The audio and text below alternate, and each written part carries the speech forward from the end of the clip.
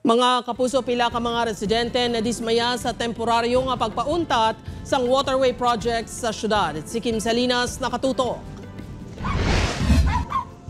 Naabtan sang news team nga nagaubog sa baha si Rose Labalay sa Barangay Mohon sa Arevalo, Iloilo City. Sunod sa iya, normal lang ang pagbaha sa ilang lugar kung mag-ulan.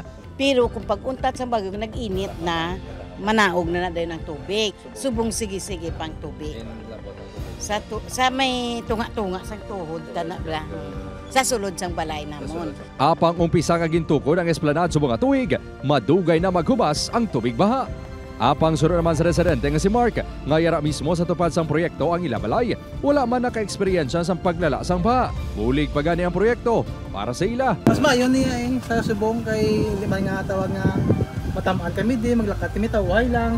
Sa diretso lang sang una nga galubong sa lunang. Gani na dismaya ini sang temporaryo nga ginpauntat sang Iloilo City LGU ng proyekto lakip sa tanan nga waterway project sa syudad nga natudlo orason sang paglala sa pila ka barangay sa syudad.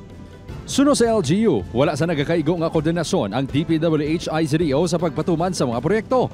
Ini ang ginpanginwala naman sang DPWH-ICDO bangod may mga minutes of the meeting kuno sila. Sa sulat ni DPWH-ICDO Engineer Roy Pakanan, ginakabig sini nga legally invalid ang temporary CDO sang alkalde bangod ang Korte Suprema lang ang maka-issue sang kasubong nga order sa mga national project. Apang sunod sa alkalde, nagpasalig si DPWH Secretary Manuel Banoan kag DPWH-6 sa iya nga ipauntat ang proyekto sa tion nga wala pa sang scientific study nga mapresentar. Nagsulat na si Secretary Banoan kag nagambal nga suportaran niya ni nga study so kung padayonon niya iya na iya sunabton sa iya superior. Magapatigayon man sa technical investigation ang regional office agud mahibaloan kung may kapaltahan gid man sa mga proyekto. Ginako ni Limpenko nga may pila ka proyekto sa engineering office nga wala nag-agi sa ila.